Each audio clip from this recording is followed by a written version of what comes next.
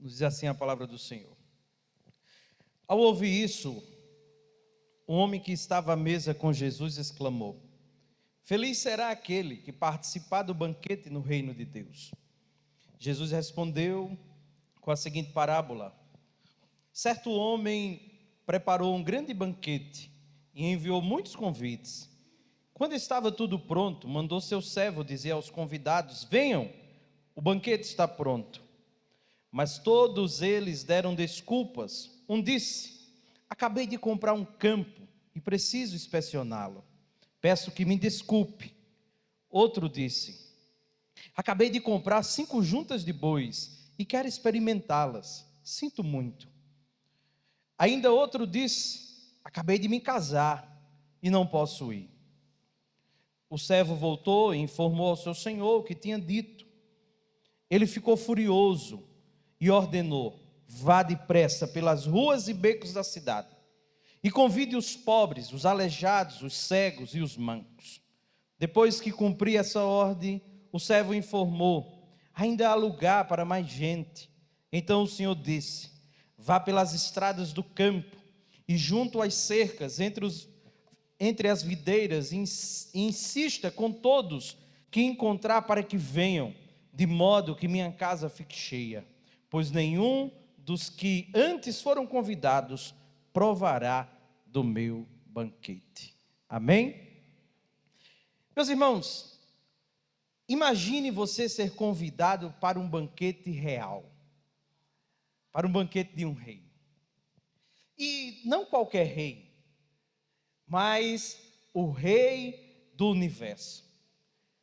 A mesa ela está pronta, o banquete preparado, e o convite ele chega às suas mãos. Como você reagiria a isso? Você já imaginou receber um convite de tal forma? No texto que nós lemos em Lucas capítulo 14, o seu contexto, ele vai falar que Jesus estava à mesa com alguns líderes religiosos, e um deles, com religiosidade, ele se apresenta ao Senhor e ele declara: bem-aventurado aquele que comer pão no reino de Deus. Isso nós podemos ver lá no versículo 15 que nós lemos. E aparentemente isso parece ser uma frase muito bonita, mas essa frase ela é carregada de presunção. E Jesus, meus irmãos, ele conhecia os corações daquelas pessoas que estavam ali ao redor, sentados sobre aquela mesa. E aí ele chega e apresenta essa parábola que nós lemos, com o intuito de desmascarar a falsa segurança religiosa que aquelas pessoas que estavam na mesa assentadas, elas tinham. E exaltavam a Deus de uma forma falsa, de uma forma que não era verdadeira. E aí Jesus vem com essa parábola, apresentando um evangelho que se torna escândalo para aquelas pessoas. E ao lermos essa história, ela nos chama a atenção com uma profundeza, no sentido de que Jesus, ele apresenta o verdadeiro significado do evangelho àqueles religiosos que estavam sobre a mesa. Calvino, ele disse que a palavra de Deus, ela não é recebida de modo eficaz, enquanto não for selada pelo Espírito Santo. Aqueles religiosos, eles entendiam, eles achavam que conheciam a palavra de Deus, ou que haviam recebido a verdade, mas eles não tinham sido ainda vivificados pelo Espírito Santo. E diante disso, eu quero pensar com os irmãos, à luz do texto que nós lemos, a respeito do seguinte tema: o banquete da graça e o escândalo da rejeição. Então, em primeiro lugar, o que nós podemos ver e aprender nesse texto é a respeito da generosidade do rei em promover um banquete para os seus súditos. O banquete que o rei prepara representa a plenitude da salvação. Não é apenas um evento festivo, não é apenas uma festa que ele está promovendo, mas é uma representação da comunhão eterna com Deus e Jesus Cristo. esse banquete para o qual o rei manda convidar essas pessoas, significa isso, a plenitude da salvação para os seres humanos. O rei ele oferece a oportunidade de participarem da alegria celestial, mas isso só é possível através daquilo que nós chamamos da graça imerecida. Existe um banquete preparado pelo rei, um banquete pleno, um banquete de salvação, um banquete de comunhão eterna, um banquete de comunhão com Deus, um banquete de comunhão com Cristo, mas só se pode desfrutar dele através dessa graça imerecida. E aí nós temos um primeiro ponto, é que nós vemos aqui a soberania de Deus na preparação desse banquete. A salvação, meus irmãos, como nós ensinamos aqui por muito tempo, a salvação ela é um plano eterno de Deus. Ele prepara tudo de antemão para oferecer ao ser humano, para que não falte nada neste convite ao ser humano. A salvação, ela parte unicamente da pessoa de Deus. E nós vemos essa soberania de Deus, quando Ele prepara esse banquete, Ele convida os pecadores de tal forma que Ele é o agente primário para alcançar todos aqueles que estão longe da sua presença. João Calvino disse que a salvação é a obra divina desde a sua origem até o seu cumprimento final. É Deus agindo desde o começo até a conclusão. Não somos convidados porque fizemos algo para merecer, mas porque Deus, em sua soberania, decidiu nos chamar. Então esse banquete oferecido aqui, ele é um banquete de graça. Ele é um banquete realizado de uma forma soberana de Deus. A salvação, ela só se dá por meio da soberania de Deus. Não fomos nós não escolhemos, nós não decidimos, Ele quem planeja e vem ao nosso encontro. Mas esse banquete também, ele manifesta a generosidade desse rei. Deus, o rei, não oferece um banquete simples, mas uma festa de abundância. A plenitude do perdão, a certeza da paz e a promessa da sua presença. Esse banquete ele é completo, esse banquete ele é satisfatório. Whitefield ele disse: Deus não nos dá apenas o suficiente, Ele nos dá infinitamente mais do que precisamos. Então o banquete para o qual o rei está convidando é completo, ele é suficiente para alimentar todos aqueles que se achegarem a essa mesa. O banquete ele não é simbólico de algo, não é símbolo de algo incompleto, mas da obra consumada de Cristo na cruz. A salvação plena é o que Ele nos oferece. O Rei nos convida, o Rei nos chama, o Rei manda anunciar, o Rei manda levar esse convite a todos aqueles que Ele quer que se assentem à sua mesa. Mas também esse banquete, ele manifesta um convite do ato da graça de Deus. Um convite não depende de quem somos ou o que temos, mas de quem Deus é. Ele nos oferece a salvação de graça sem que tenhamos feito algo para merecer. O banquete que esse rei está oferecendo é uma salvação plena, de graça. Ele não pede nada. Ele não diz que precisamos fazer coisas, oferecer coisas para nos assentarmos a essa mesa e usufruirmos de tudo que Ele está nos oferecendo. Parte unicamente da manifestação de um ato gracioso dEle para todos aqueles que não merecem. Martinho Lutero disse que a graça de Deus não é encontrada, a graça de Deus não encontra homens preparados, mas prepara-os para recebê-la. A graça de Deus não encontra pessoas preparadas, mas essa graça prepara pessoas para recebê-la. A generosidade desse rei não é limitada pelas nossas falhas ou insuficiências. ela é ilimitada e abundante.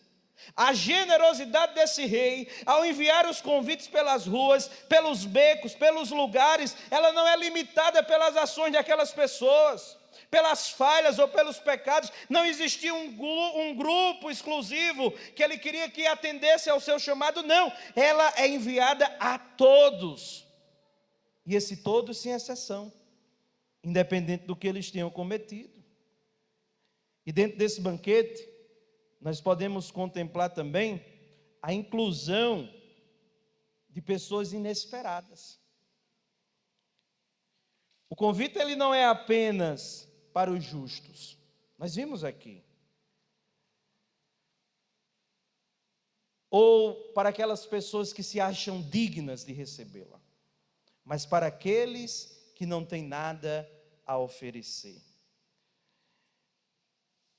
Piker, ele vai dizer que Deus não chama os dignos, Ele torna dignos aqueles a quem Ele chama. Deus, meus irmãos, Ele escolhe aqueles que reconhecem a sua necessidade, aqueles que reconhecem a necessidade da sua graça. A salvação, ela não é um prêmio, mas ela é um presente para os que têm olhos para ver e para ouvir. A salvação, ela não é dada porque nós merecemos, ou porque fizemos algo para recebê-lo, não. Ela é dada de graça, ela é um presente do Rei para todos aqueles que reconhecem a sua necessidade. E aqui nós chegamos a um segundo ponto, é que primeiro nós temos o convite do rei, nós temos um chamado gracioso, nós temos um banquete generoso do rei para todos aqueles que se achegam a ele e todos aqueles que não merecem. Mas nós vamos ver que ao longo dessa caminhada, muitas desculpas elas vão surgir também. E aí nós temos o que chamamos da rejeição do coração do ser humano. Olha comigo aí o versículo 18, quando ele diz, versículo 18: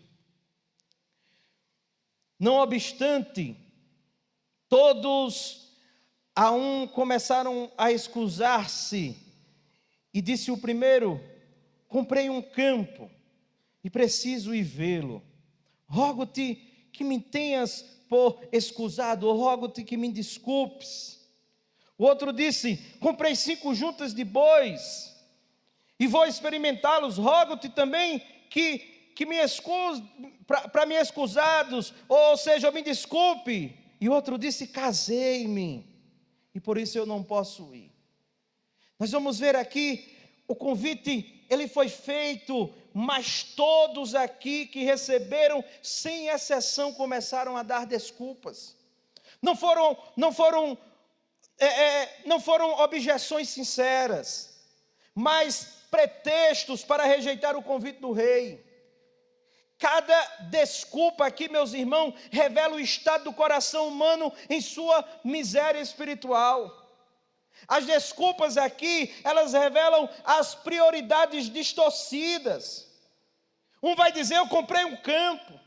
O outro vai dizer: eu comprei 5 juntas de bois. O outro vai dizer: eu me casei. Essas pessoas, elas não estavam indo a um prostíbulo. Essas pessoas, elas não estavam planejando um crime. Pelo contrário, elas estavam envolvidas com coisas boas.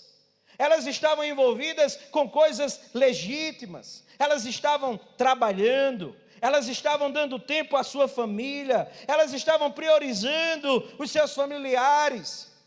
Mas, meus irmãos, quando nós colocamos as dádivas acima do doador, nós transformamos as bênçãos dele em ídolos na nossa vida. João Calvino disse que o coração humano é uma fábrica de ídolos.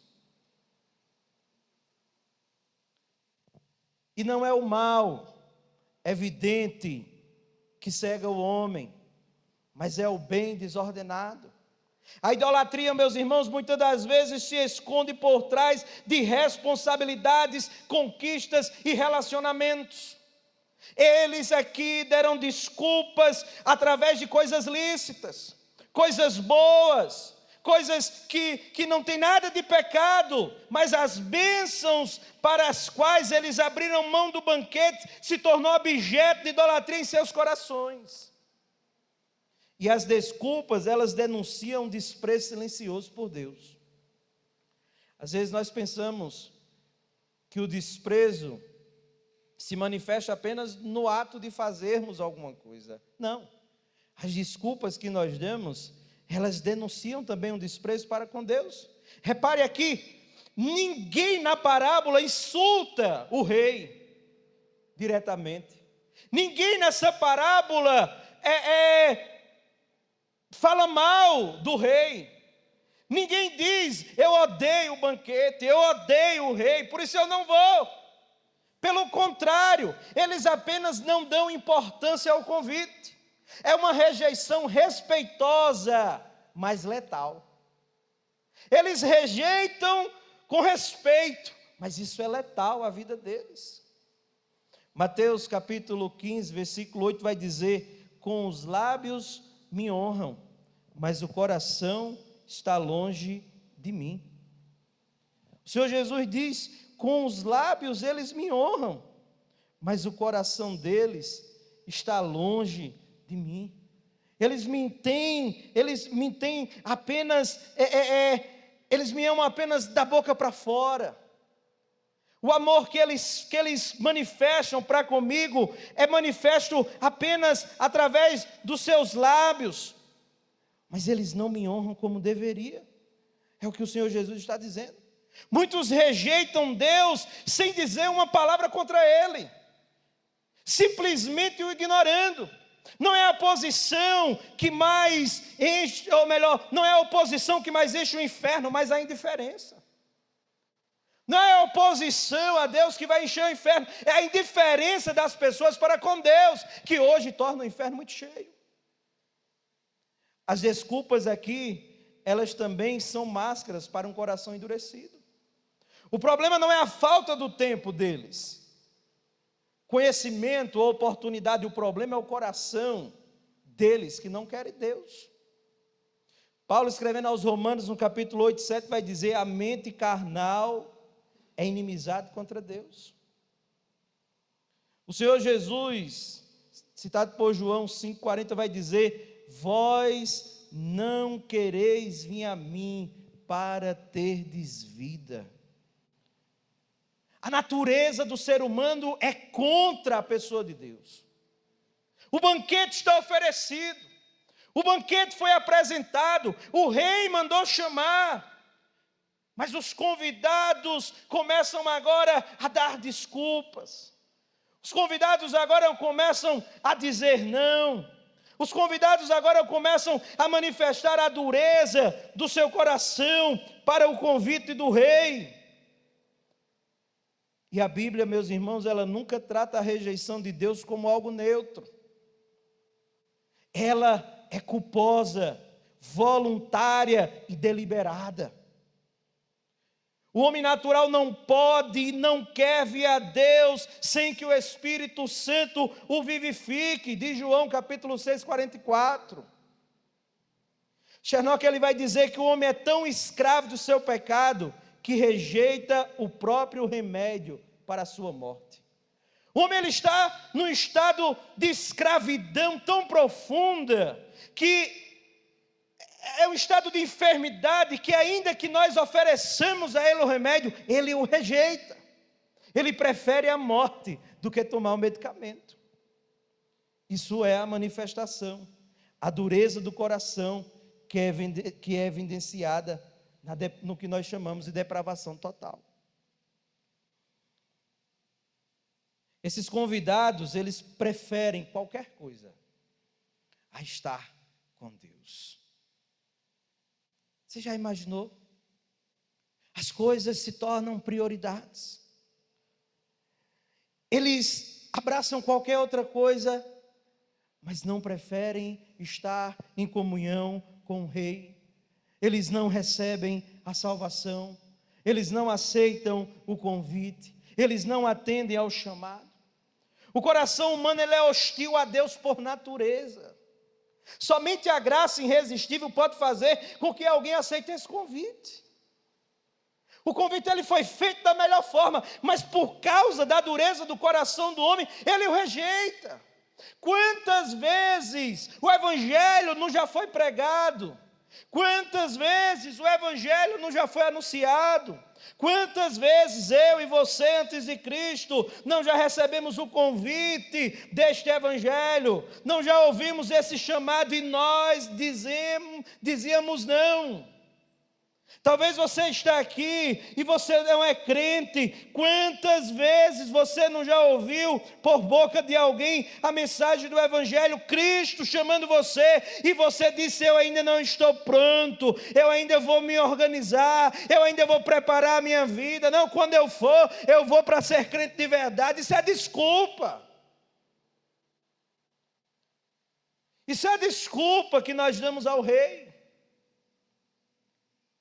Isso é a desculpa que nós damos para não atendermos o chamado divino. Isso é a nossa natureza dizendo não ao Criador. O banquete está pronto. O convite é dado. O mensageiro sai. Entretanto, os convidados o rejeitam.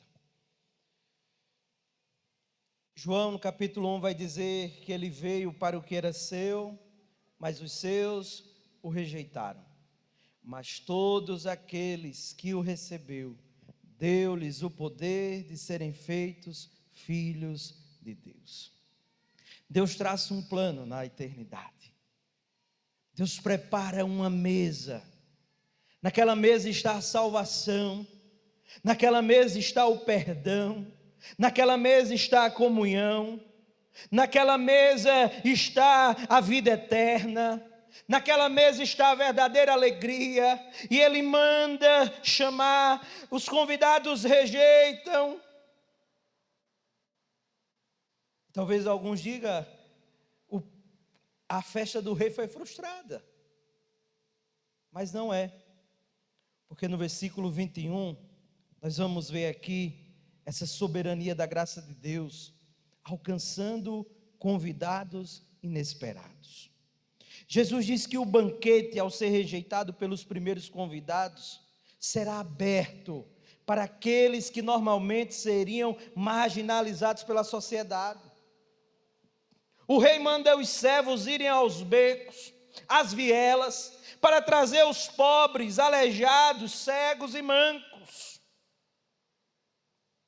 Ele convida, esses convidados inesperados representam a soberania de Deus na salvação. Ele escolhe não com base em mérito humano, mas por sua graça divina. A graça é que escolhe os indignos. Deus não escolhe os fortes, os ricos, os sábios segundo padrões humanos. Ele escolhe os quebrantados, os humildes, os que reconhecem a sua necessidade desesperada de misericórdia. Pai, que Ele vai dizer que Deus escolhe os que nada têm para oferecer. A sua graça é para os fracos, os desprezíveis, os que sabem que nada são. A escolha divina não é com base nos status, riquezas ou poder, mas na vontade soberana de Deus. Perceba que Ele não manda chamar os ricos, Ele não manda chamar os religiosos, Ele não manda chamar os mais inteligentes. Ele diz: saia pelos becos, vá ao encontro daqueles que ninguém valoriza, vá aos mendigos. Isso manifesta, meus irmãos, e nos apresenta que o banquete do rei, ele é aberto a todas as pessoas, sem classe, sem exceção, sem nacionalidade. Ele é aberto a todos os povos, a todos aqueles que reconhecem que necessitam dessa graça, misericórdia. E aqui nós temos a inclusão desses excluídos, porque a salvação ela é para todas. A salvação é para todos. O Evangelho não faz acepção de pessoas. A parábola ela vai revelar que ninguém está fora do alcance da graça de Deus, mesmo aqueles que a sociedade considera dignos. É por isso, meus irmãos, que quando nós pregamos o Evangelho, nós não podemos escolher para quem nós vamos pregar. Se existe uma alma vivente ao seu lado, essa pessoa é convidada do Rei à mesa. John Piper disse que a graça de Deus não conhece barreiras humanas, como classe, etnia ou moralidade. Ela alcança os que o mundo rejeita e considera indignos.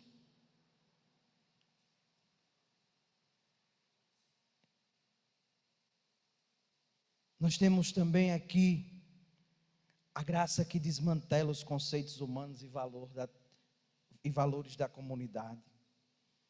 Charles Spurgeon disse: onde o homem vê os ímpios, Deus vê quebrantados, e esses que são seus escolhidos.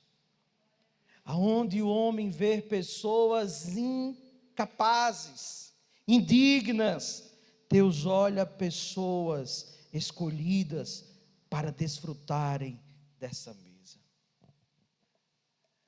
O banquete desse rei, ele é para todos. Mas aqui nós temos também, meus irmãos, o que nós podemos entender como uma sentença final para aqueles que rejeitam esse banquete. Primeiro, veja, nós temos esse banquete da salvação, preparado pelo rei. Nós temos esse chamado, esse anúncio a todos aqueles que ele manda chamar sem classe, sem etnia, sem ser rico ou pobre, sem fazer exceção de pessoas. Ele estende esse convite. O primeiro grupo rejeita, o segundo grupo aceita, mas o texto vai dizer que quando o servo volta, ele diz: ainda há lugar na mesa.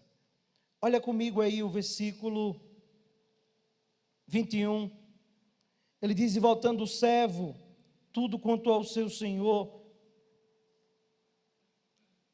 Então irado, o dono da casa disse ao seu servo: sai depressa às ruas, becos, cidades, trazei para aqui os pobres, os aleijados, os cegos, os coxos. Depois lhes disse o servo: Senhor, feito está como mandaste, e ainda há lugar. 23, ele diz: respondeu-lhe o Senhor: sai pelos caminhos e atalhos e abrigo a todos a entrar, e convide a todos a entrar. Ele diz: para que fique cheia a minha casa.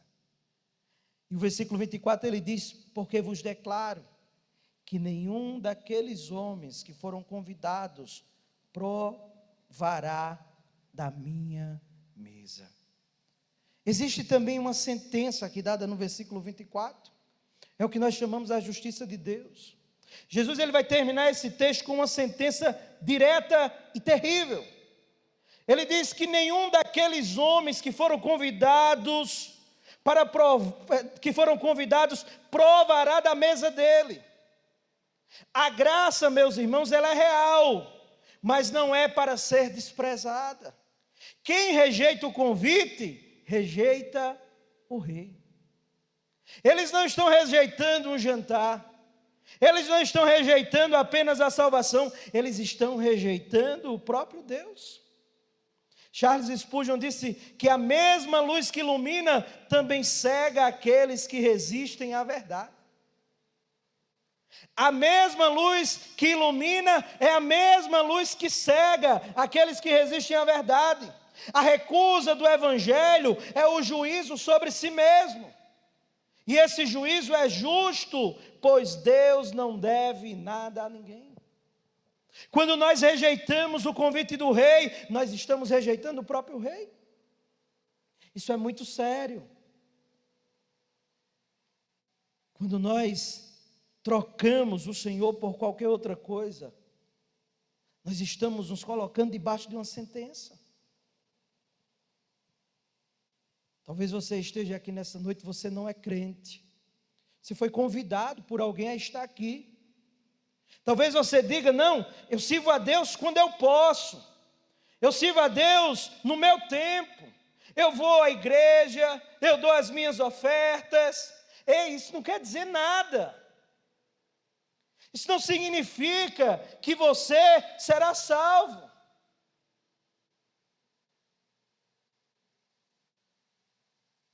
Porque o que Deus busca são corações que o amem. O que Deus busca são corações que o desejem. E meus irmãos, como é fácil para nós, nos dias de hoje, abrirmos mãos de Deus por qualquer coisa que essa vida e que esse mundo nos oferece. Quantas vezes nós não trocamos a comunhão, a mesa do rei? Quantas vezes nós não abrimos mão da palavra do rei por coisas superficiais, por coisas banais?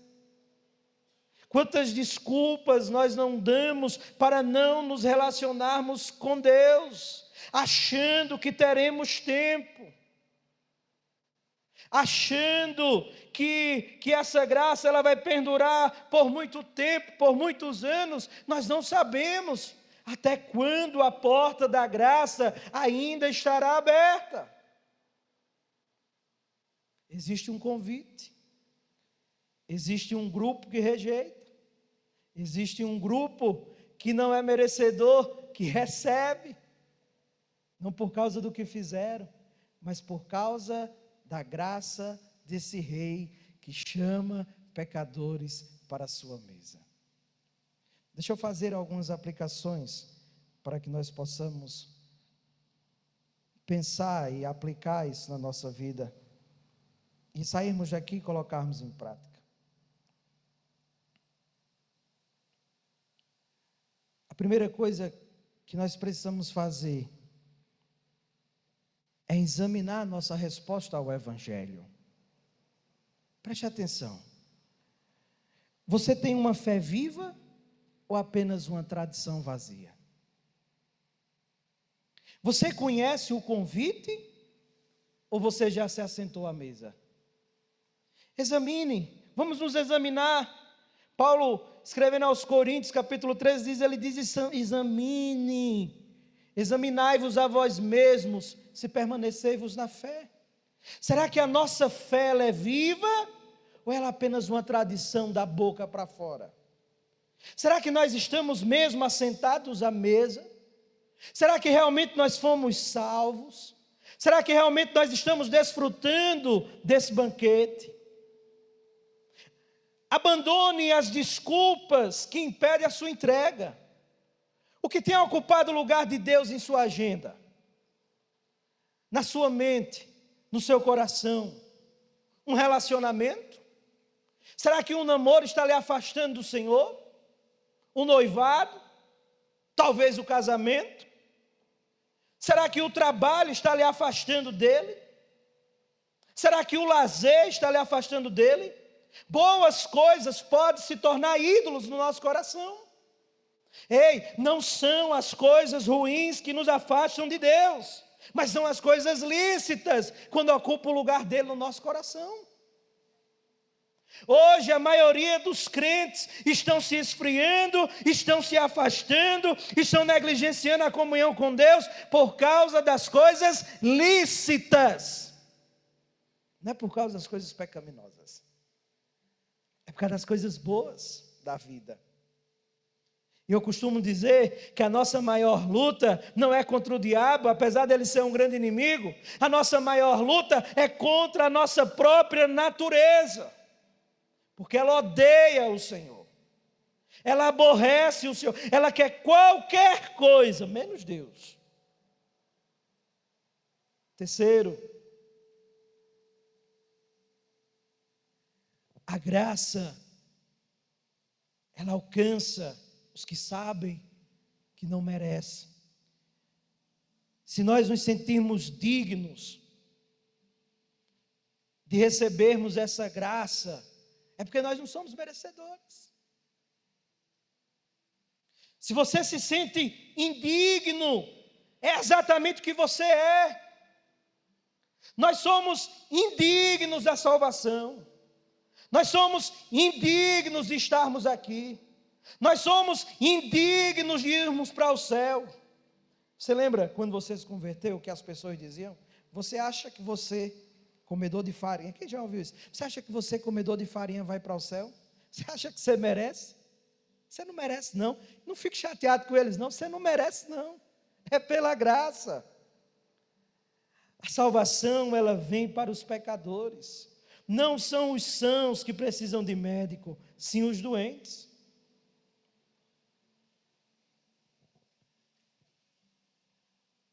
Mas outra coisa que nós precisamos aprender aqui, é que nós precisamos também evangelizar com ousadia, confiando no poder do convite.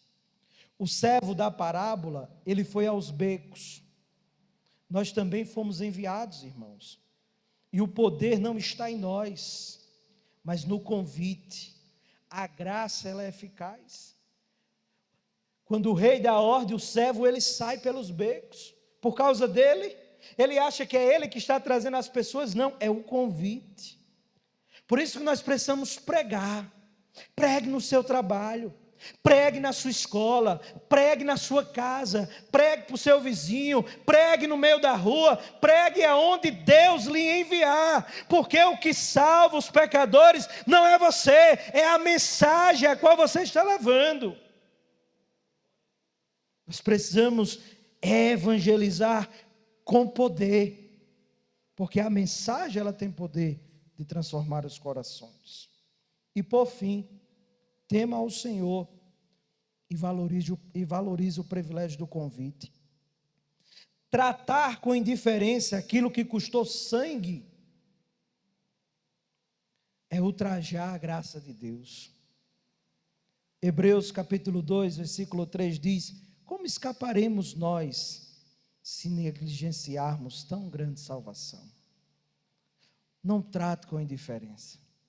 Esse banquete, ele custou caro. Às vezes a gente diz aquela frase: a salvação, ela é pela graça. Mas ela não foi de graça. Alguém pagou o preço por ela. A gente diz assim: o Senhor perdoou os meus pecados. Deus lançou os meus pecados no mar do esquecimento. Ele fez isso. Mas não foi de graça. O salário do pecado é a morte. Cristo morreu. Ele derramou seu sangue. Sua carne foi moída. Seu sangue foi vertido. Ele foi humilhado. Ele foi esbofeteado. Ele bebeu o cálice da ira de Deus, para que eu e você pudéssemos nos assentar àquela mesa e desfrutar dessa graça salvadora. Hoje nós celebramos a ressurreição do Senhor. Porque Ele ressuscitou, nós podemos crer no amanhã. Mas somente aqueles que se achegam a essa mesa pela fé, somente aqueles que aceitaram o convite do Rei, somente aqueles que creram nesse convite e nessa mensagem, poderão usufruir dessa salvação eterna.